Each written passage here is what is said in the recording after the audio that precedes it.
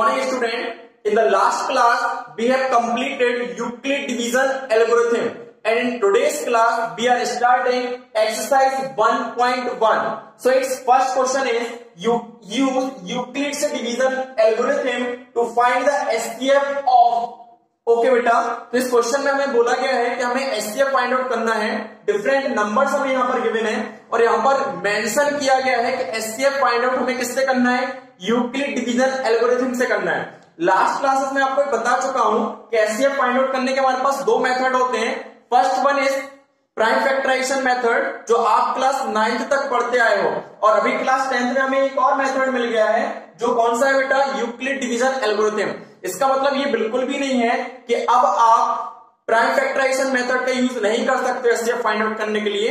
अभी भी आप प्राइम फैक्टराइजेशन मेथड का यूज कर सकते हो एचसीएफ फाइंड आउट करने के लिए, ठीक है, और इसका भी यूज कर सकते हो, किसका, यूक्लिड डिवीजन एल्गोरिथम का, ठीक है। तो बेटा ये क्वेश्चन में मेंशन नहीं है कि आपको किस मेथड से करना है, तो you can use any method whether it is prime factorization और यूक्लिड डिवीजन एल्गोरिथम। बट यदि क्वेश्चन में मेंशन है तो फिर you have to solve that question with that particular method only. Okay बेटा, ठीक है, ठीक है। और एक और चीज मैंने आपको लास्ट क्लास में बताई थी, यूक्लिड डिवीजन एल्गोरिथम का मेनली यूज हम कब करते हैं, जबकि नंबर्स हमारे पास बड़े नंबर्स हो, ठीक है। छोटे नंबर्स को तो हम प्राइम फैक्टराइजेशन मेथड से भी इजीली सॉल्व कर लेते हैं, ज्यादा टाइम नहीं लगता है। बट जब नंबर्स बड़े होते हैं और हम प्राइम फैक्टराइजेशन मेथड से करते हैं तो टाइम ज्यादा कंज्यूम करते हैं, ठीक है। ठीक है, चलते जरा क्वेश्चन पे।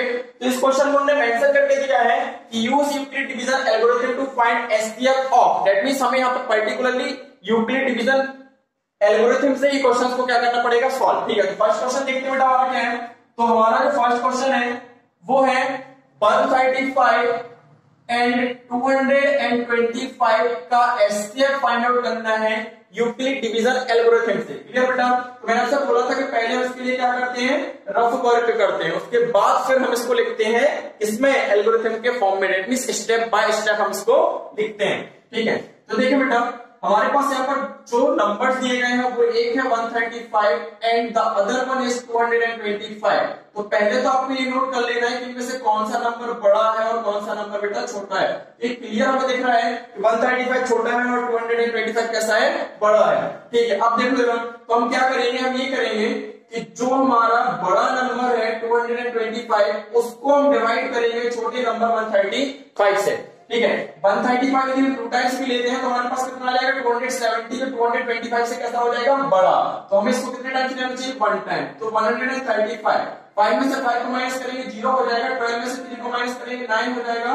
इसको 12 बनाने के लिए हमने यहाँ से कैरी ली थी, तो 1 बचा, 1 में से 1 को माइनस करेंगे तो 0, ठीक है बेटा, ठीक है।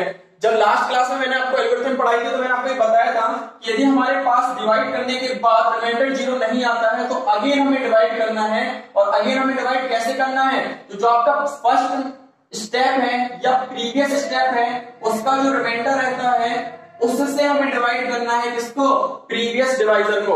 तो इस स्टेप में हमारे पास रिमाइंडर बेटा कितना है, 90, और डिवाइजर कितना था, 135। रिमाइंडर 0 नहीं हुआ है तो इस रिमाइंडर से हम डिवाइड करेंगे किसको, 135 को। तो ये देखिए अब 90 से हम डिवाइड कर रहे हैं किसको, 135 को, तो 90 टूट जाता होगा तो 180 हो जाएगा, जिससे ज्यादा हो जाएगा तो इसको भी हम 1 टाइम लेंगे, ठीक है। 5 में से आपने 0 माइनस किया तो 5 आ जाएगा, 13 में से आपने माइनस किया किसको, 9 को, तो 4 आ जाएगा। अभी भी रिमाइंडर 0 नहीं है तो अब इस रिमाइंडर से हम प्रीवियस डिवाइजर को डिवाइड करेंगे, ठीक है। तो ये देखिए प्रीवियस डिवाइजर कितना था, 90, तो 45 टूटा कितना हो जाता है बेटा, तो 45 टूटा हो जाता है कितना, 90। ये देखिए ये 90 आ गया, तो ये हो गया कैंसिल। जब रिमाइंडर 0 हो जाता है तो प्रोसीजर वहीं पर स्टॉप हो जाएगा, और उस स्टेप पर जो हमारा डिवाइजर होगा, किस स्टेप पर, जिस स्टेप पर रिमाइंडर 0 हुआ है, that divisor will be your required HCF. This 45 is the HCF of 135 and 225। Clear बेटा, ये रहा आपका, ठीक है। अब इसी को हम स्टेप्स के फॉर्म में लिख देना, this is your step first, second and this one is what, third. देखते हैं फटाफट कैसे लिखना है। तो आपके पास जो स्टेप फर्स्ट होगा वो क्या होगा बेटा, सो स्टेप फर्स्ट, तो स्टेप फर्स्ट में हमारे पास आ जाएगा सिंस 135 इज लेस देन 225। अब बेटा जो हमें लिखना है ना, मतलब हमें जो एल्गोरिथम लिखना है वो किसका यूज करके लिखना है, यूक्लिड डिवीजन लेमा का। यूक्लिड डिवीजन लेमा क्या कहता है, a is equal to b q plus r, जहां पर a क्या होता है बेटा, a होता है डिवाइडेंड, जो आपका b होता है वो क्या होता है, डिवाइजर, और जो आपका q होता है वो क्या होता है बेटा, कोशेंट। और जो आपके पास आर होता है वो क्या होता है बेटा, रिमाइंडर, जो लास्ट क्लास में आपको बहुत अच्छे से समझा चुका हूं। ठीक है, तो इसी फॉर्मेट में हमें इसको लिखना है, इनको इस बात को जो आपने स्टेप फर्स्ट में डिवीजन परफॉर्म किया है उसको लिखना है। तो आपको पहले क्या लिखना है, डिवाइडेंड। तो हमारे पास यहाँ पे डिवाइडेंड क्या है बेटा, सॉरी पहले आप इस चीज को लिखोगे कि आप करने क्या वाले हो। तो देखो ठीक है, बताता हूँ कैसे लिखना है। तो आपने पहले क्या बोला, सिंस 135 इज लेस देन 225, फिर आप लिखोगे बी अप्लाई, क्या कर रहे हो आप, तो be apply Euclid's division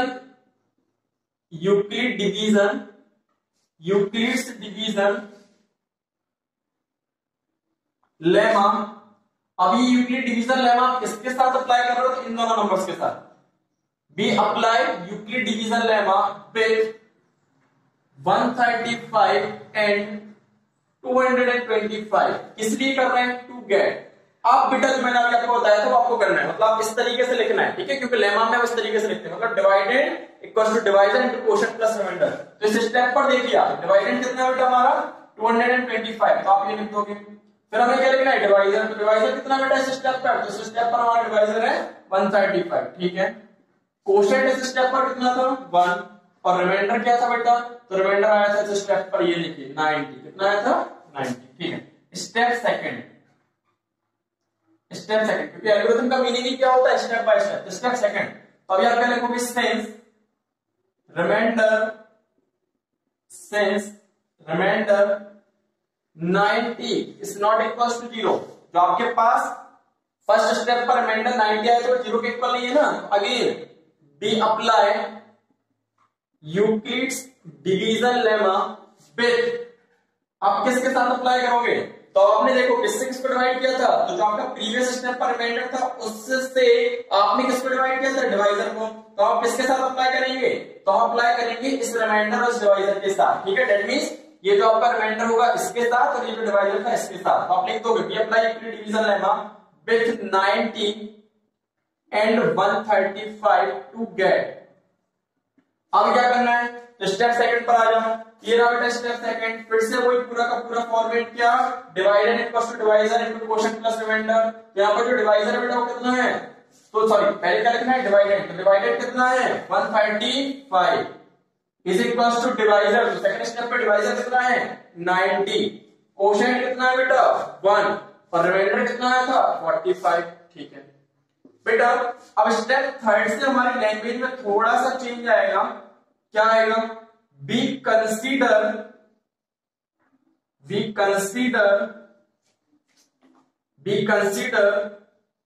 new divisor. तो बेटा न्यू डिवाइजर कहां से मिलेगा, तो आपको पता है प्रीवियस स्टेप से ही मिलता है। तो आपके पास जो ये डिवाइजर था वो ये था, और ये क्या था रिमाइंडर। तो अभी डिवाइजर क्या है, ये है, और ये क्या है रिमाइंडर। तो we consider new divisor 90 and new reminder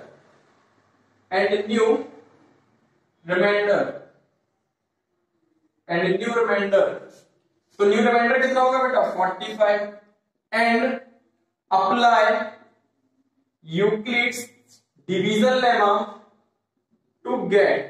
फिर से वही, आप क्या करोगे स्टेप थर्ड पे आ जाओ। तो स्टेप थर्ड पे भी जो डिवाइडेंड होगा पहले वो लिखोगे, तो डिवाइडेंड कितना बेटा 90। ठीक है, जो आपके पास यहाँ पे डिवाइजर वो कितना है 45, क्वोशंट कितना था बेटा 2, और अभी रिमाइंडर क्या हो गया है 0। ठीक है, अब रिमाइंडर 0 हो गया है, तो फिर हम क्या करेंगे, हमारी लैंग्वेज में थोड़ा सा चेंज आएगा।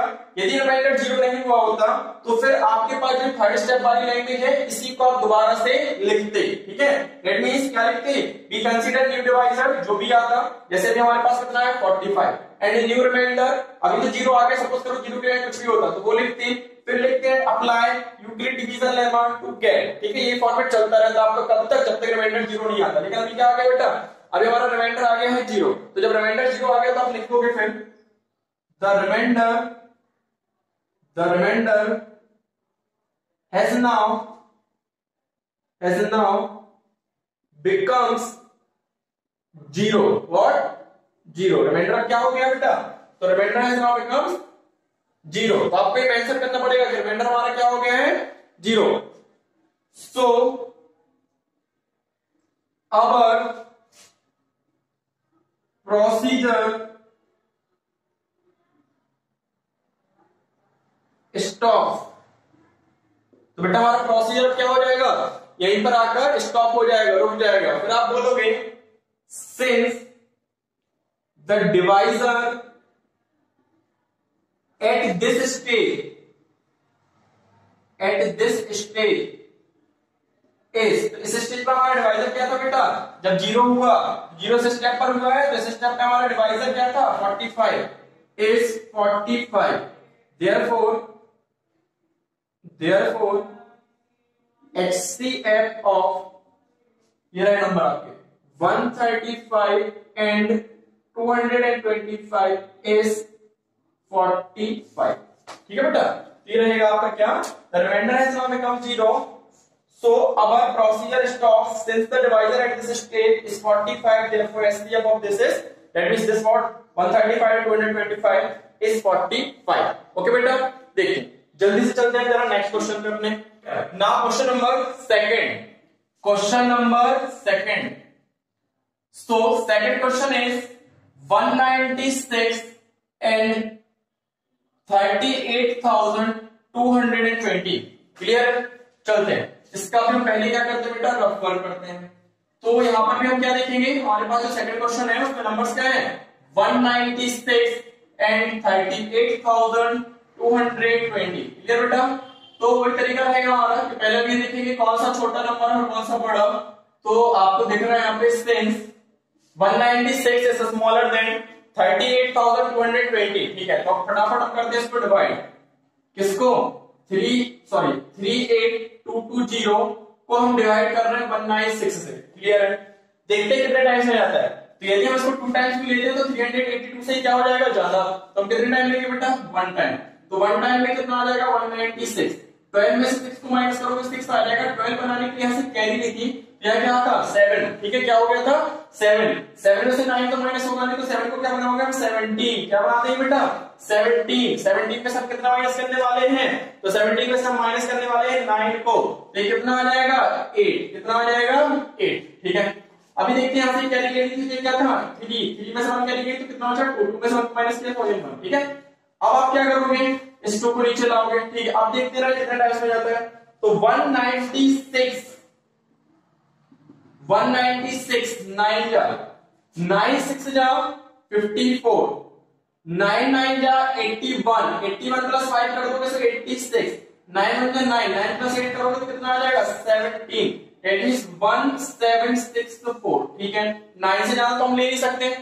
12 में से 4 को माइनस किया 8 आ जाएगा, यहां से कैरी ली थी तो यहां करना था बेटा 5 को क्या बना देंगे 15 में से हम कितना माइनस करने वाले हैं, तो 15 में से हम माइनस करने वाले हैं 6, तो क्या आ जाएगा 9। क्या आ जाएगा बेटा 9। 1 कैरी यहां ले ली थी, ये खत्म हो गया और ये भी क्या हो गया खत्म।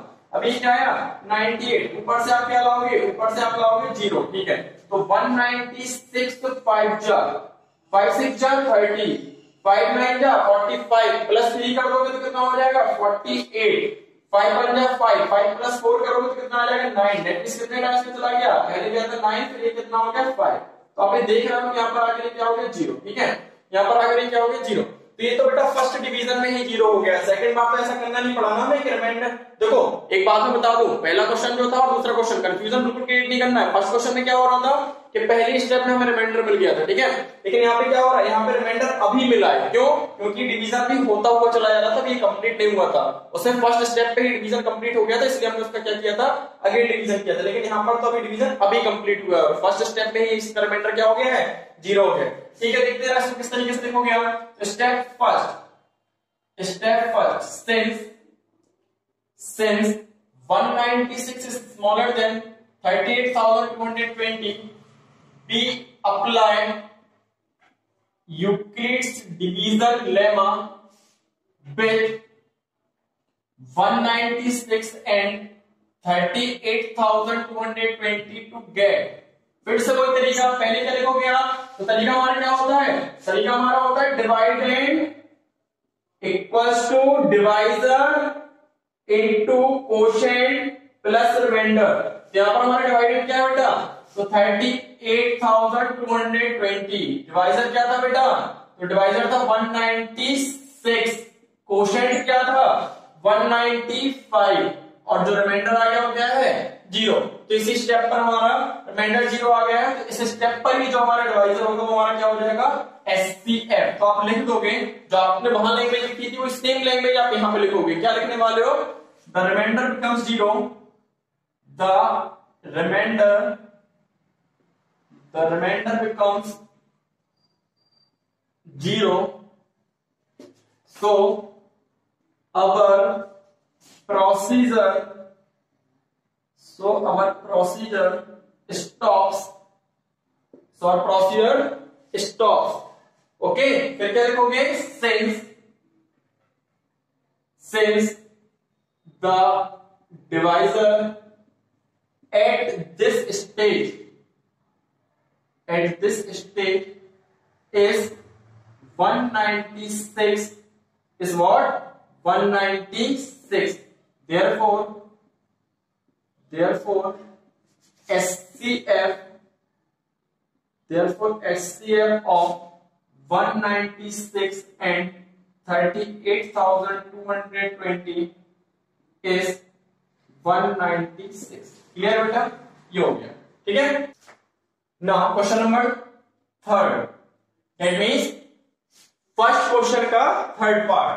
सो इसमें जो हमारे पास बेटा नंबर है वो है 867 एंड 255। क्लियर है, तो यहां पर भी स्टेप फर्स्ट तो हम वही करेंगे। चलिए पहले रबर कंप्लीट करते हैं, उसके बाद फिर पेयर स्टेप्स लिखते हैं। तो हमें किसका निकालना बेटा 1, जो हमारे पास यहां पर है वो है क्या, तो हम पहले तो वही लिखेंगे क्या क्वेश्चन थर्ड 867 एंड 255। क्लियर बेटा, तो यहां पर भी आप जब रबर करोगे तो पहले तो हमें ये लिखना पड़ता है कौन सा नंबर छोटा है कौन सा नंबर बड़ा। तो कौन सा नंबर छोटा है 255 इज स्मॉलर देन 867। ठीक है, तो हम क्या करेंगे 867 को डिवाइड करेंगे किससे 255 से। ठीक है, तो ये कितने टाइम्स में जा सकता है बेटा, यदि मैं इसको ले रहा हूं, देखिए यदि मैंने यहाँ पे 255 को ले लिया 3 टाइम्स, तो 3 5 जा 15 1 कैरी, 3 5 जा 15 1 16 1 कैरी, 3 2 जा 6 1 7। क्लियर है, ये कितना आ रहा 765। यदि मैं इसको 4 टाइम्स लेता हूं 255, 4 5 जा 20, 4 5 जा 20, 4 2 जा 8 और 2 10 ज्यादा हो जाएगा। ठीक है, दैट मींस हमें कितना लेना पड़ेगा 3 टाइम, तो 3 टाइम्स में कितना आ रहा है 765। क्लियर, 7 में से 5 को माइनस करोगे 2 आएगा, 6 में से 6 को करोगे 0 आ जाएगा, 8 में से 7 करोगे तो कितना आ जाएगा बेटा 1 आ जाएगा। क्लियर है, एट मींस रिमाइंडर 0 नहीं हुआ, रिमाइंडर 0 नहीं हुआ तो अब हम क्या करेंगे स्टेप सेकंड, और उसमें हम क्या करेंगे इस रिमाइंडर से प्रीवियस डिवाइजर को क्या करेंगे डिवाइड करेंगे। तो देखो जरा, तो प्रीवियस डिवाइजर कितना था 255। ठीक है, ये भी देखो बेटा इसमें 3 टाइम्स ले लेता हूं तो कितना हो जाएगा 306, क्योंकि इससे ज्यादा हो जाएगा। तो इसको भी कितना टाइम्स लेंगे 2 टाइम्स, 2 टाइम्स में कितना आ जाएगा 204, कितना आ जाएगा 204। 5 में से 4 को माइनस किया 1, 5 में से 0 को किया कितना आ जाएगा 5, ये आपका खत्म। क्लियर, फिर देखो अभी भी रिमाइंडर 0 नहीं हुआ, तो स्टेप थर्ड में अब इस रिमाइंडर से हम क्या करेंगे प्रीवियस डिवाइजर को डिवाइड किया कितना है 102, तो ये कितने टाइम्स जाएगा बेटा 51 2 जा 102, तो ये क्या हो जाएगा खत्म। तो इस स्टेप पर आ गए रिमाइंडर से क्या हो गया 0। ये हो गया आपका स्टेप फर्स्ट, ये हो गया बेटा आपका स्टेप सेकंड, ये हो गया आपका स्टेप थर्ड। क्लियर है, चलिए फटाफट लिख लेते हैं इसको। तो देखो since 255 is smaller than 867, we apply Euclid's division lemma to get Euclid division lemma with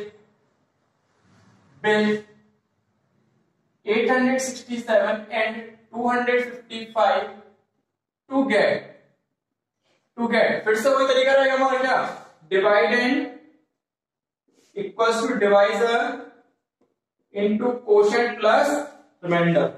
ठीक है, तो फर्स्ट स्टेप में जो डिवाइडेंड है वो कितना बेटा 867, जो डिवाइजर है वो कितना है 255, कोशेंट कितना है बेटा तो कोशेंट है 3 और रिमाइंडर कितना है तो रिमाइंडर है 102।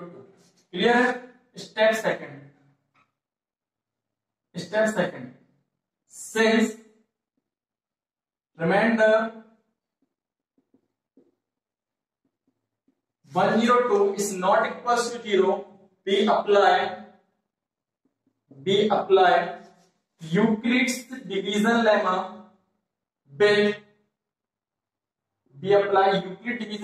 with आप किसके साथ करोगे?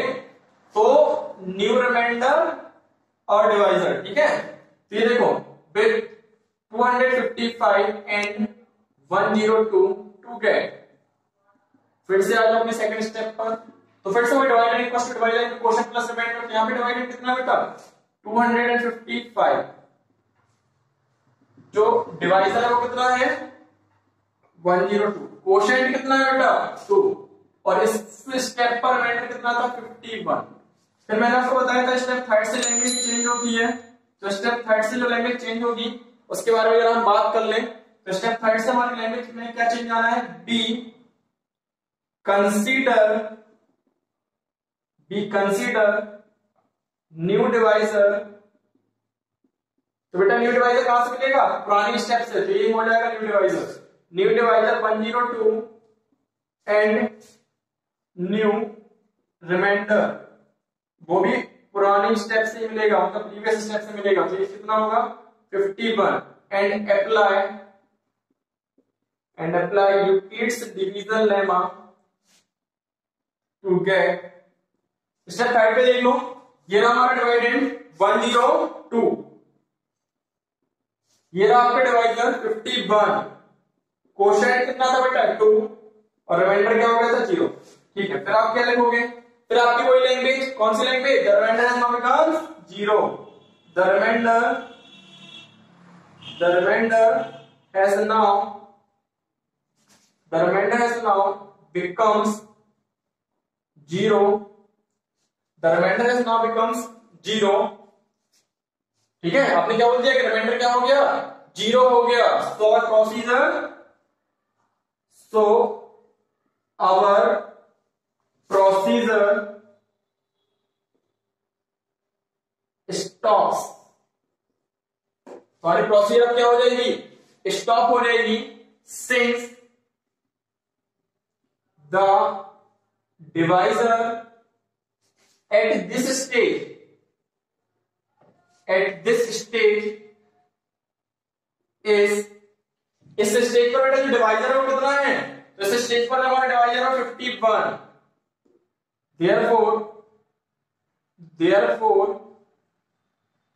therefore SCF ऑफ किसका निकाल रहे थे? तो हम निकाल रहे थे 867 and 255 is what? 51। So beta, this is your question number first. Now question number second. So that any positive odd integer is of the form 6q plus 1 or 6q plus 3 or 6q plus 5 where q is some integer. Clear? तो second question कह रहा है any positive, तो यहाँ पे बात क्या हो रही है बेटा? एनी पॉजिटिव तो मैं बता दूं आपसे, यहाँ पर जो पॉजिटिव इंटीजर्स रहते हैं ना वो दो टाइप के रहते हैं, एक तो होता है ऑड और दूसरा क्या होता है? इवन। तो इस क्वेश्चन में देखिए वो क्या कह रहे हैं? सो दैट एनी पॉजिटिव, वो किसकी बात कर रहा है? Odd integer is of the form 6q plus 1 और 6q plus 3 और 6q plus 5। दैट मींस हम ये प्रूव करके बताना है कि जो हमारे पॉजिटिव इंटीजर्स में से ऑड इंटीजर्स होते हैं वो या तो 6q plus 1 फॉर्म के होंगे, या फिर 6q plus 3 फॉर्म के होंगे, या फिर 6q plus 5 फॉर्म के होंगे। तो देखते हैं इस क्वेश्चन को हम कैसे सॉल्व करेंगे। लेट, तो इसमें हम यूज करेंगे यूक्लिड डिवीजन एल्गोरिथम का यूज करेंगे, ठीक है। तो let a b any positive integer, a b यानी पॉजिटिव इंटीजर। बेटा हम यहाँ पर ये मेंशन नहीं करेंगे कि पॉजिटिव ऑड इंटीजर है या पॉजिटिव इवन इंटीजर है, हम केवल क्या लिखेंगे? पॉजिटिव इंटीजर, ठीक है। क्या लिखेंगे? Positive integer. एक बात मैं आपको बता दूं, इस क्वेश्चन को बहुत ध्यान से समझिए, बहुत अच्छे से समझिए, एकदम क्लियरली। क्लियर है? क्योंकि ये क्वेश्चन पेपर में बहुत आता है, बहुत कवर करता है, चैप्टर का बहुत इंपॉर्टेंट क्वेश्चन है, ठीक है। तो ध्यान से समझिए इसको।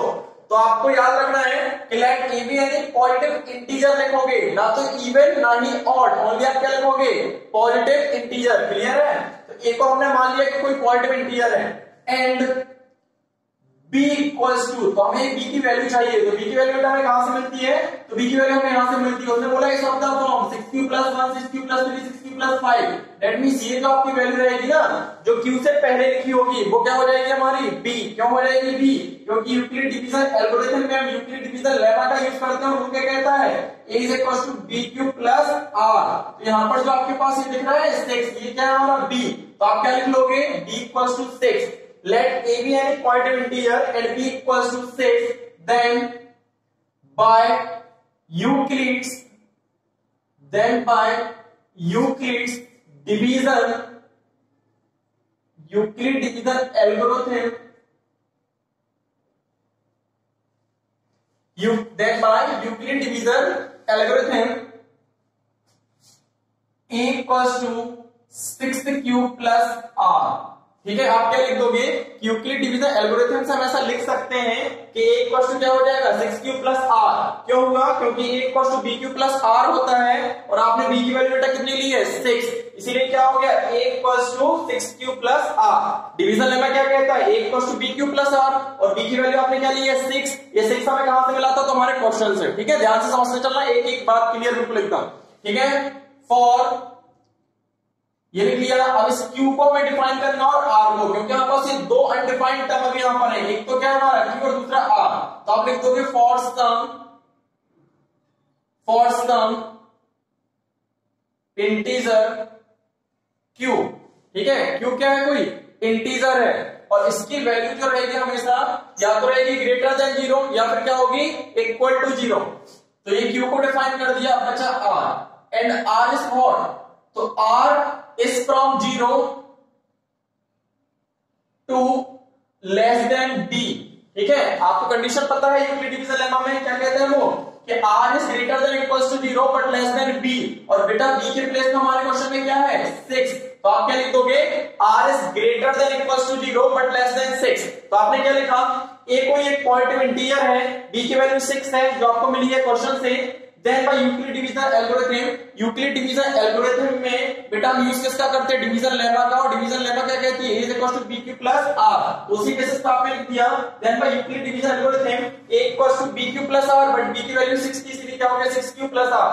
q को आपने डिफाइन कर दिया कि q कोई इंटीजर है जिसकी वैल्यू 0 हो सकती है और 0 से बड़ी हो सकती है, और r की वैल्यू कहां से कहां तक हो सकती है, इक्वल टू 0 और greater than 0 but less than 6। Clear है बेटा, दैट मींस हम क्या कह सकते हैं कि r की वैल्यू क्या क्या हो सकती है, that is r equals to 0 और 1 और 2 और 3 और 4 और 5, लेकिन 6 नहीं हो सकती क्योंकि क्या है लेस देन 6 है। यदि इक्वल्स टू 6 होता तो 6 भी हो जाती। ठीक है, तो फिर आप क्या लिख दोगे, सो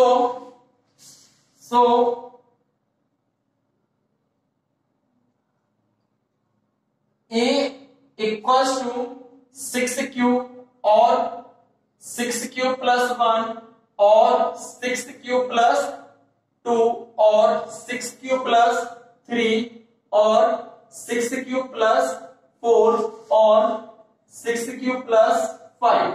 क्लियर बेटा, ये बात कैसे हुई, ये बात देखिए ऐसे हुई। आपको पता है कि लेमा इस बात को कहता है। ठीक है, मैं आपको समझा दूं जरा टाइम में, क्योंकि फर्स्ट क्वेश्चन है, आपको अच्छे समझ में आ जाएगा तो सारे क्वेश्चन आप इजीली कर पाओगे। तो आपने कहा कि ऐसा हमारे पास में हम यूज किसका कर रहे हैं, यूक्लिड डिवीजन एल्गोरिथम का, और यूक्लिड डिवीजन एल्गोरिथम का बेसिस कौन है, यूक्लिड डिवीजन लेमा। और यूक्लिड डिवीजन लेमा क्या कहता है कि हमारे पास यदि a है और a को हम डिवाइड कैसे कर रहे हैं बेटा b से, तो हमारे पास q आता है और r आता है, जिनके बीच में जो रिलेशन होता है वो क्या होता है, a = bq + r।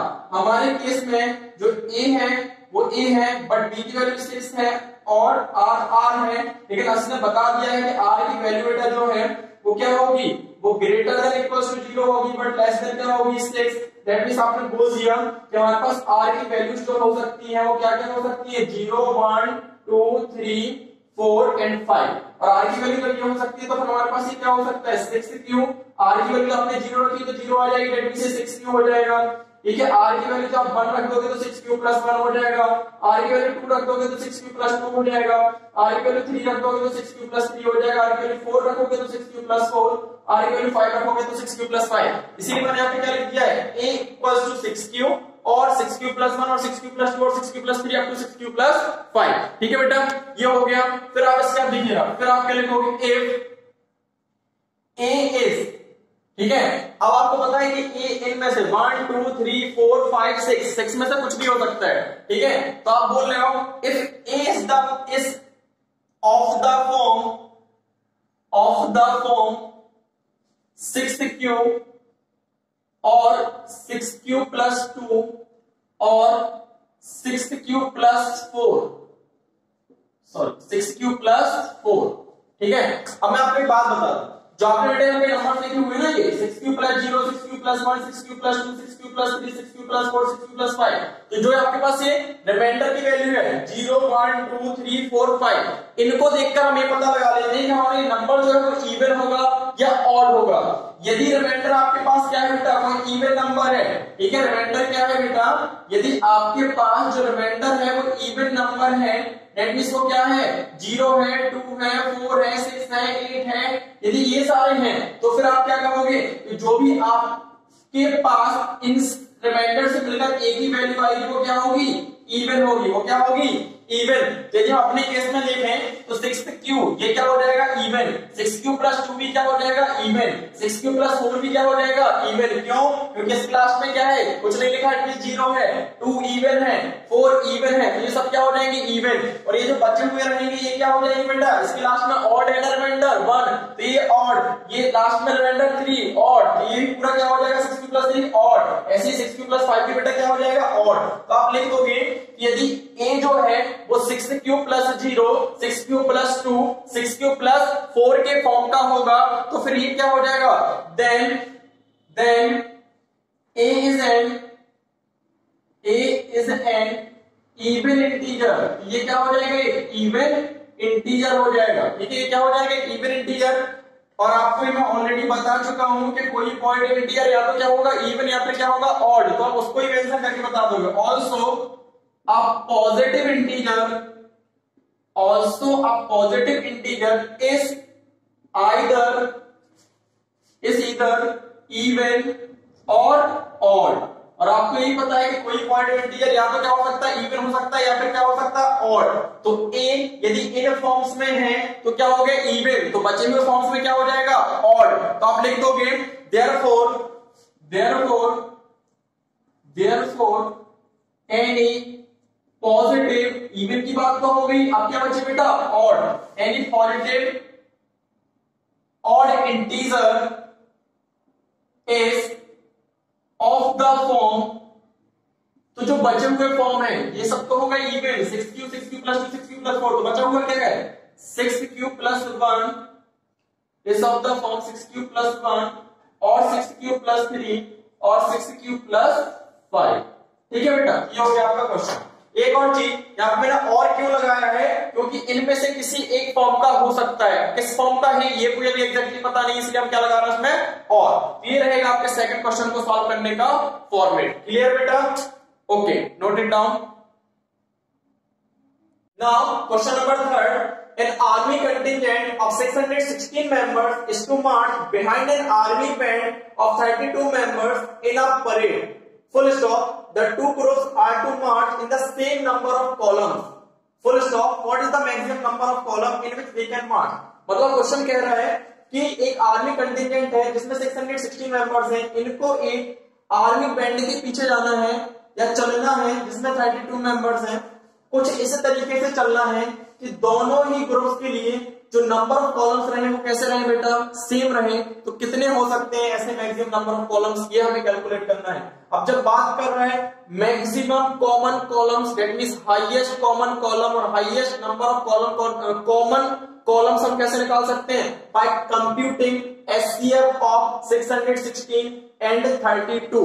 That means यदि हम दोनों नंबर्स का एचसीएफ निकाल दें तो वो ही वो मैक्सिमम नंबर ऑफ कॉलम्स होंगे जिनमें दोनों ग्रुप्स क्या कर सकते हैं, मार्च कर सकते हैं। ठीक है, तो देखिए एचसीएफ ऑफ 616 एंड 32, ठीक है, HCF of 616 and 32 will give the maximum number of columns in which they can march मतलब SCF जो रहेगा 616 का, उनसे हमें पता चल जाएगा कि कितने मैक्सिमम नंबर ऑफ कॉलम्स हो सकते हैं जिनमें दोनों ग्रुप्स क्या कर सकते हैं, मार्च कर सकते हैं। ठीक है, we can use Euclid's division algorithm किसके लिए करते हैं, और टू फाइंड HCF,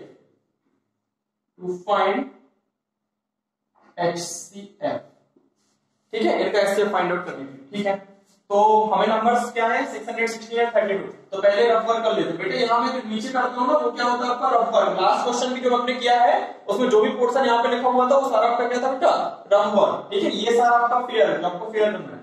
ठीक है, तो नंबर्स हमारे पास बेटा क्या है, तो नंबर्स हमारे पास है 616 और 32। हम इसके यूक्लिड डिवीजन एल्गोरिथम से सॉल्व कर रहे हैं। आप चाहो तो प्राइम फैक्टराइजेशन मेथड से भी इनका HCF फाइंड आउट कर सकते हो। ठीक है, तो ये देखिए, तो बड़ा नंबर कौन सा है, तो आप यहाँ पे देख रहे हो कि 32 इज स्मॉलर देन 616। तो 616 को अंदर लिखेंगे, 32 को कहां लिखेंगे, बाहर लिखेंगे। 32 2 जा करोगे तो 64 हो जाएगा, जो 61 से बड़ा होगा। तो हम कितने टाइम्स लेंगे, ओनली 1 टाइम। 11 में से 2 को माइनस कर दोगे 9 आ जाएगा, 1 कैरी यहाँ थी, तो 5 में से 3 को माइनस करोगे तो 2 आ जाएगा। ये 6 आपका नीचे आ जाएगा। 32 इंटू ऑफ, यहाँ कर लेता हूं मैं, 32 इंटू ऑफ 9, 9 2 जा 18, 9 3 जा 27 और ये हो जाएगा 28। ये ठीक है, तो ये आ जाएगा आपका 288। 16 में से 8 को माइनस कर दोगे 8 आ जाएगा। यहाँ पर कैरी आपने ले ली थी, तो 8 में से 8 को माइनस करोगे 0 और यहाँ पे भी क्या हो गया 0। ठीक है, तो कितने टाइम्स किया आपने, 9 टाइम बेटा। लेकिन ये देखो, ये पूरा डिवाइड आपने कर लिया, लेकिन रिमाइंडर हमारे पास आ रहा है। रिमाइंडर कितना आ रहा है, 8। तो आपको पता है कि यदि हम यूक्लिड डिवीजन एल्गोरिथम से यूज करके एलसीएम एचसीएफ निकालते हैं, यदि हम यूक्लिड से डिवीजन एल्गोरिथम का यूज करके एचसीएफ फाइंड आउट करते हैं, तो यदि जो हमारे पास रिमाइंडर बचता है उस रिमाइंडर से हमें प्रीवियस डिवाइजर को क्या करना पड़ता है, डिवाइड करना पड़ता है। क्या करना पड़ता है, डिवाइड। तो आप 8 से 32 को करोगे क्या बेटा, डिवाइड। तो 8 4 जा 32, क्लियर। तो ये आपका खत्म हो गया। ठीक है, अब इसको आप लिख लेते हैं फटाफट। तो पहला हमारे पास जो स्टेप था वो क्या था, स्टेप फर्स्ट। तो आपको पता है कि हम क्या करते हैं, dividend equals to divisor into quotient plus reminder. तो फर्स्ट स्टेप आपका ये रहा, जिसमें डिवाइडेंड कितना था 616, डिवाइजर कितना था बेटा 32, क्वोशिएंट कितना था 19, रिमाइंडर कितना बचा था 8। ठीक है, स्टेप सेकंड। तो स्टेप सेकंड देख लीजिए, ये रही आपकी स्टेप सेकंड। तो स्टेप सेकंड में डिवाइडेंड कितना था बेटा 32, डिवाइजर कितना था 8, क्वोशिएंट कितना था 4 और रिमाइंडर क्या हो गया था 0। ठीक है बेटा, और आपको पता है कि जिस स्टेप पर रिमाइंडर 0 हो जाता है उस स्टेप पर जो डिवाइजर होता है that will be the required HCF of given two numbers. That means 616 और 32 का जो एचसीएफ होगा वो कितना हो जाएगा बेटा, ये हो जाएगा, क्या हो जाएगा 8 हो जाएगा। तो आप लिख दोगे the HCF of 616 and 32 is what, is 8। ठीक है, therefore they can march in 8 columns, ठीक है बेटा, मतलब वो कितने कॉलम्स में मार्च कर सकते हैं, 8 columns। therefore they can march in 8 columns। ठीक है, now question number 4, use Euclid division lemma to show that the square of any positive integer is either of the form 3m or 3m plus 1 for some integer m। ठीक है, मतलब question क्या कह रहा है, Euclid division lemma का use कर हमें ये प्रूफ करके दिखाना है कि किसी भी पॉजिटिव इंटीजर का जो स्क्वायर होता है वो या तो 3m के फॉर्म का रहेगा या फिर 3m plus 1 के फॉर्म का रहेगा, जहां पर m क्या है बेटा, कोई इंटीजर। ठीक है, तो देखिए बेटा, आपके पास इस एक्सरसाइज का ये थर्ड टाइप है। फर्स्ट आपने पढ़ा एचसीएफ, सेकंड टाइप आपने क्या पढ़ा था? तो सेकंड टाइप में सेकंड क्वेश्चन पढ़ा था कि हम ये प्रूव करके दिखाना था कि कोई भी पॉजिटिव ऑड इंटीजर जो है वो या तो हो सकता है 6³ + 1 फॉर्म का, या 6³ + 3 फॉर्म का, या 6³ + 5 फॉर्म का। ठीक है, तो वो तो किसकी बात कर रहे थे? पॉजिटिव इंटीजर की, और यहां पर बात हो रही है पॉजिटिव इंटीजर के स्क्वायर की। तो ध्यान दीजिए जरा। ठीक है, तो आप क्या लिखोगे? सेम लाइन में let a b any positive integer. ये तो आप सेकंड क्वेश्चन पे भी लिखा था आपने सेम ये लाइन में, बट वहां पर इसके बाद आपने लिखा था b = 6, बट यहां b आप नहीं बताओगे। लेट a be any positive integer, then it can be of the form, it can be of the form। अब देखिए, तो वहां पर जो b की वैल्यू बताते थे, तो आपने जो b की वैल्यू लिखी उस b की वैल्यू की हेल्प से हमें r का पता चलता था, और हम अपने division lemma a = bq + r का यूज करके पता कर लेते थे कि a किस फॉर्म का हो सकता है। लेकिन हमें ये पता है कि a होता हमेशा किस फॉर्म का है? bq + r के फॉर्म का। तो अब देखो, अब चलते हैं क्वेश्चन पे। तो क्वेश्चन 1 में बोला है 3m फॉर्म का होना चाहिए, 3m + 1 के फॉर्म का होना चाहिए। तो ये बेटा जो 3 लिखा हुआ है ना, this will be our b, ये क्या हो जाएगा हमारा b। और यदि हमारे पास b की वैल्यू 3 है, समझना आप बात को, यदि b की वैल्यू हमारे पास 3 है, तो आपके पास r के साथ कंडीशन क्या होती थी? r is greater than equals to 0 but less than b। मतलब क्या होगा कि इस केस में r is greater than equals to 0 but less than b। b की वैल्यू कितनी है? 3। कहां से मिली? क्वेश्चन से मिली। ठीक है, ध्यान से समझिए। तो फिर इस केस में हमारे पास r की वैल्यू क्या क्या पॉसिबल है? तो r की वैल्यू 0 और 0 से बड़ी but less than 3, that means 0, 1 and 2, ये हो सकती है r की वैल्यू। और यदि r की वैल्यू ये हो सकती है, तो फिर a क्या हो सकता है? b की वैल्यू कितनी है? 3। और आपको पता है a क्वेश्चन क्या होता है? bq + r। ऐसा कहां से पता चला? तो यूक्लिड डिवीजन लेमा से पता चला। ठीक है, अब आपने यहाँ पे यदि r की वैल्यू ली है बेटा कितनी? r की वैल्यू आपने ली है 0, तो एक क्वेश्चन क्या हो जाएगा? b की वैल्यू कितनी थी? 3, तो b के प्लेस पे कितना आ जाएगा? 3। r की वैल्यू 0, मतलब ये क्या हो जाएगा? 3q। यदि आपने r की वैल्यू ले ली कितनी? 1, ये रही ना r की वैल्यू, यहां से लोगे तो पहले 0 लिया तो कितना आया? 3q। अब ले रहे हैं 1, तो एक क्वेश्चन आ जाएगा 3q + 1। फिर आप ले लो r = 2, तो a की वैल्यू क्या आ जाएगी बेटा? 3q + 2। दैट मींस हमें क्वेश्चन से मिल गई b की वैल्यू, और b की वैल्यू से हमें मिल गई r की वैल्यू। तो b की वैल्यू क्वेश्चन से हमें जो मिली थी वो कितनी मिली थी बेटा? 3। तो r की वैल्यू हमें क्या मिल गई? तो 3 से कम ही रहेंगी, मतलब 0 से स्टार्ट होगी और 3 से कम। तो 0, 1, 2, ठीक है, 3 नहीं लेंगे, 0, 1, 2। और जब हमें r की वैल्यू मिल गई, तो हम Euclid division lemma a = bq + r की हेल्प से क्या लिख सकते हैं कि a या तो रहेगा किस फॉर्म का? 3q, या 3q + 1, या फिर 3q + 2। क्लियर हुई बात? तो आप यहां पर लिख दोगे then it can be of the form 3q और 3q + 1 और 3q + 2। क्लियर हो गई बेटा बात? यदि मान लीजिए यहाँ पे 4 होता तो फिर क्या होता?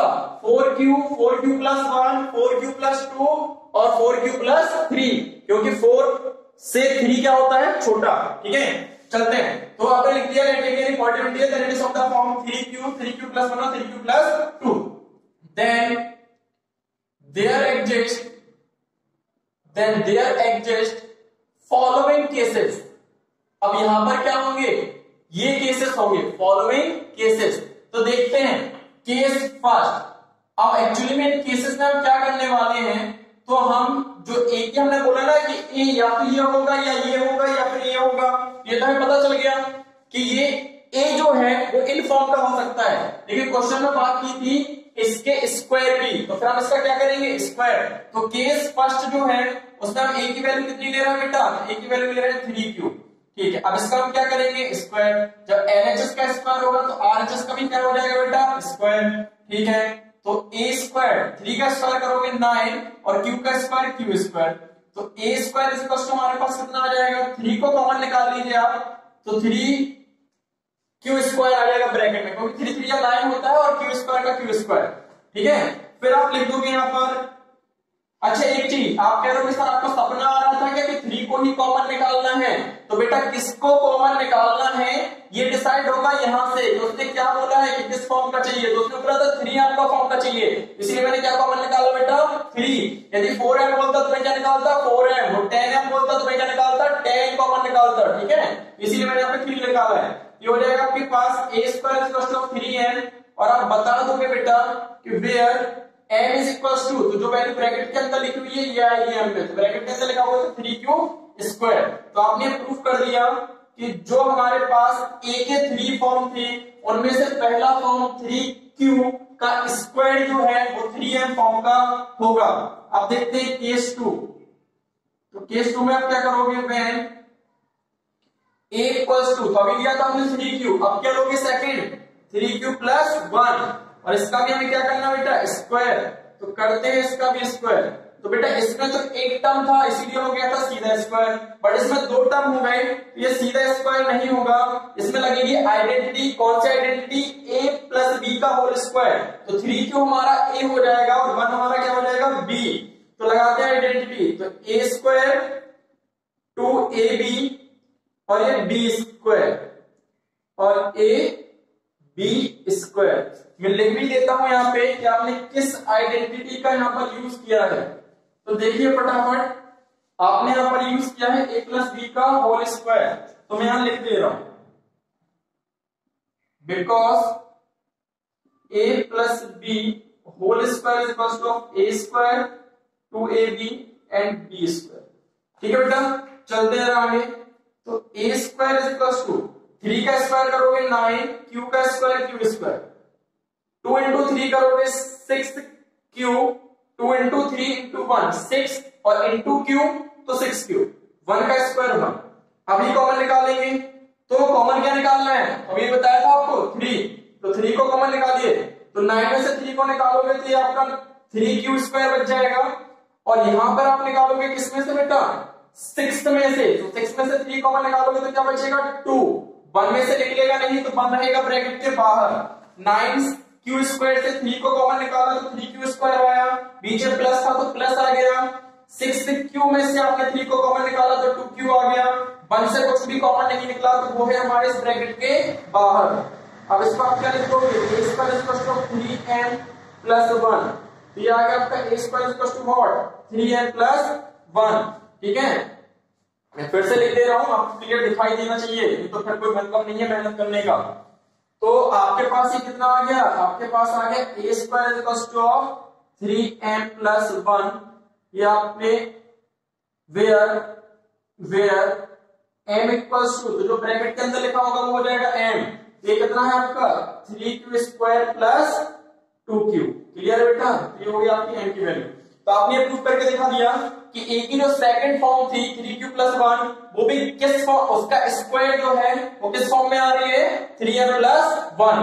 a का जो सेकंड था, फर्स्ट तो था 3q, सेकंड था 3q प्लस 1, तो जब इसका स्क्वायर किया था तो 3m के फॉर्म का आया, इसका स्क्वायर किया तो किस फॉर्म का आ गया 3m प्लस 1। ठीक है, अब थर्ड हमारे पास क्या बचा है 3q प्लस 2, तो इसको भी देख लेते हैं फटाफट। तो case third when a equals to 3q plus 2, करिए इसका स्क्वायर, तो a² equals to 3q plus 2 का स्क्वायर। यहाँ पे भी आइडेंटिटी लगेगी बेटा, कौन सी a प्लस बी का होल स्क्वायर, ये a है और ये क्या है b, तो आपके पास पहले हो जाएगा, आपके पास हो जाएगा 3q का square that means a² 2ab, और लास्ट में हमारे पास हो जाएगा b²। ठीक है, तो 3 का स्क्वायर आ जाएगा 9, q का स्क्वायर q², 3 2 जा 6, 6 2 जा 12q, और ये 2 का स्क्वायर 4। ठीक है, इसको हम क्या करेंगे, कुछ इस तरीके से लिखेंगे कि 3 कॉमन निकला है, तो 4 को मैं स्प्लिट कर दे रहा हूं, तोड़ दे रहा हूं, तो 4 को हम लिख सकते हैं 3 प्लस 1। ठीक है, तो a² अब कॉमन निकालते हैं, तो 3 को ही कॉमन निकालेंगे, तो 3q², 9 में से 3 को कॉमन निकाला तो 3q² प्लस था प्लस आ गया, 12 में से 3 को कॉमन निकालोगे तो 4q, प्लस था तो प्लस आ गया, 3 में से 3 को कॉमन निकालोगे तो 1, फिर ब्रैकेट क्लोज, इस 1 में से कुछ कॉमन नहीं निकाल सकता तो ये 1 आपका एज इट इज लिखा रहेगा। ठीक है, तो a² हमारे पास क्या आ जाएगा, तो देखो आप जरा ध्यान से, ए स्क्वायर इक्वल टू हमारे पास 3m प्लस 1 आ गया। दैट मींस जो ए का थर्ड फॉर्म था 3q प्लस 2 उसका स्क्वायर भी 3m प्लस 1 फॉर्म का आया है। वेयर m की वैल्यू क्या है जो इस ब्रैकेट के अंदर लिखी हुई है, क्या लिखी हुई है 3q square plus 4q plus 1। ठीक है, तो आपने प्रूफ करके दिखा दिया कि a जो था वो 3q प्लस 1 3q प्लस 2 के फॉर्म का था। 3q का स्क्वायर किया 3m आया, 3q प्लस 1 का स्क्वायर किया 3m प्लस 1 आया, 3q प्लस 2 का स्क्वायर किया 3m प्लस 1 आया। दैट मींस आपके पास जो पॉइंट वेक्टर a था उसका स्क्वायर या तो 3m के फॉर्म का आ रहा है 3m plus 1 3m plus 1 3m plus 1। तो आप लिख दोगे है square of any positive integer is either of the form 3m or 3m plus 1. Pause the video and write.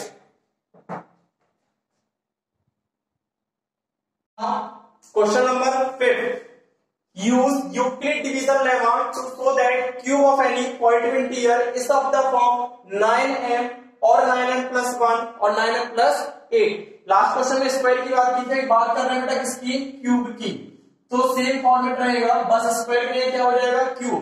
Late a b any positive integer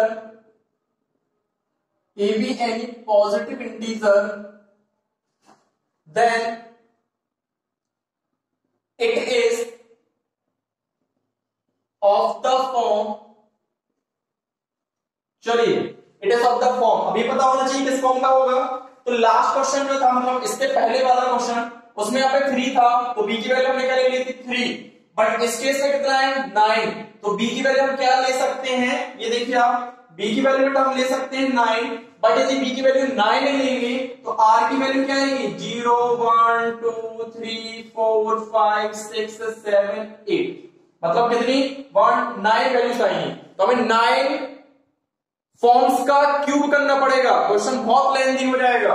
ठीक है, तो हम क्या करें, फिर हम b की वैल्यू क्या लें, तो हमारे पास ऑप्शन है, क्या है कि b की वैल्यू जो 9 है उसके यदि हम फैक्टर्स देखें तो वो कौन कौन से हैं, वो है बेटा 1 3 एंड 9, 1 3 एंड 9। फैक्टर्स से मतलब क्या है 9 किन किन से डिविजिबल है, तो 1 3 9। तो 1 को छोड़कर 9 का जो सबसे छोटा फैक्टर है वो क्या है 3, वो क्या है 3। तो हम यहाँ b की वैल्यू क्या ले लेंगे 3, तो हम b की वैल्यू बेटा क्या ले लेंगे 3, और b की वैल्यू यदि 3 लेंगे तो r की वैल्यू क्या आएगी 0 1 2। तो a किस फॉर्म का हो जाएगा, तो a क्वेश्चन होता है bq प्लस r, तो a का फर्स्ट फॉर्म क्या हो जाएगा, b की वैल्यू है 3 और फर्स्ट r कितना है 0, दैट मींस 3q। फिर a equals to 3q plus 1, फिर a equals to 3q plus 2। Clear है बेटा आपको बात। चलिए तो आप लिख दोगे it is of the form 3q और 3q प्लस 1 और 3q प्लस 2। ठीक है, then there exist following cases। अब लास्ट क्वेश्चन में 3 केसेस थे, यहाँ पे भी 3 केसेस हैं। ये रफ कर रहा हूं मैं, और वहां पे हमने स्क्वायर किया था, और यहाँ पे क्या करना है बेटा क्यूब करना है हमें। ठीक है, ध्यान से देखते चलिए आप, यहाँ पर हमें करना है क्यूब। तो case first when a equals to, तो क्या है पहली वैल्यू हम ये लेंगे, दूसरी ये लेंगे, तीसरी बेटा ये लेंगे। तो फर्स्ट के लिए करना है तो ये हो जाएगा 3q। अब हमें क्या करना है इसका क्यूब, तो जब LHS का क्यूब होगा तो RHS का भी होगा। तो 3 का क्यूब होता है 27 और q का क्यूब वहां पर 3 था तो 3 कॉमन निकाला था, यहाँ पे 9 है तो क्या कॉमन निकालोगे 9 को, तो निकाल दिए 9 को कॉमन, तो 9 3 या 27, तो 27 में से 9 को कॉमन निकालेंगे तो 3 बचेगा और q का क्यूब ही बचेगा। तो aq is equal to 9m। ठीक है, where m is equal to what 3q। तो आपने पहला फॉर्म प्रूफ करके बता दिया कि वो 9m के फॉर्म का आ रहा है। Case 2 when a equals to 3q plus 1, इसका भी हमें क्यूब करना है। तो जैसे अब वहां पर हमने स्क्वायर किया था तो a प्लस बी का होल स्क्वायर का लगाई थी आइडेंटिटी, यहां पर क्यूब कर रहे हैं तो क्यूब की आइडेंटिटी लगाएंगे। मैं यहां लिख देता हूं क्या होती है क्यूब की आइडेंटिटी। तो a प्लस बी का whole cube is equals to of a cube plus 3a square b 3ab square और ये होता है b क्यूब। ठीक है, तो इस आइडेंटिटी को हम यहाँ पे यूज करेंगे। तो देखिए आप फटाफट, a की वैल्यू बेटा 3q है, b की वैल्यू 1 है, इस आइडेंटिटी के हिसाब से लिख दीजिए। तो a cube that means 3q का क्यूब, फिर है 3a square that means 3q का स्क्वायर इंटू 1 प्लस 3 एक मिनट का 3ab स्क्वायर, ये a है 3ab स्क्वायर, तो ये हो गया 3, फिर a आना है, a की वैल्यू कितनी है 3q, फिर b स्क्वायर तो 1 का स्क्वायर, लास्ट में है b क्यूब तो 1 का क्यूब। ठीक है, देखिए फटाफट, तो 3 का क्यूब करोगे तो कितना आ जाएगा 27 और क्यूब का क्यूब क्यूब क्यूब, ये हो जाएगा आपका 3 का स्क्वायर 9 और क्यूब का स्क्वायर क्यूब इंटू 1, ये आपके पास 3 इंटू 3 आ जाएगा 9 क्यूब इंटू 1 तो 1 ही रहेगा और ये 1। ठीक है, तो a cube is equals to of 27 cube cube 3 9 जा again 27 cube square 9 cube plus 1। ठीक है, कॉमन निकालो यहां से, तो हम कॉमन निकाल सकते हैं यहां से कितना, तो हमारे पास यहां से भी कॉमन निकलेगा 9, तो निकालिए 9 को कॉमन, तो ये हो जाएगा 3q क्यूब, फिर प्लस है तो प्लस, यहाँ पे भी 3q स्क्वायर, फिर प्लस है तो प्लस, ये q और ये 1। ठीक है बेटा, अब आप इसको क्या लिख दोगे, तो ये आपके पास हो जाएगा यहाँ पे a cube is equal to 9m plus 1। ठीक है, 9m प्लस 1, जहां पर आप बताओगे where m is equal to, तो जो ये ब्रैकेट के अंदर वैल्यू लिखी हुई है that means 3q cube 3q square plus q।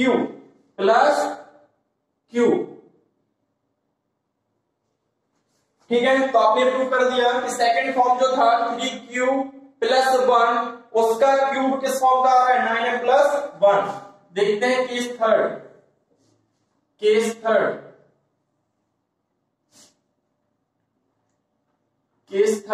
तो अभी क्या बचा है 3q प्लस 2 व्हेन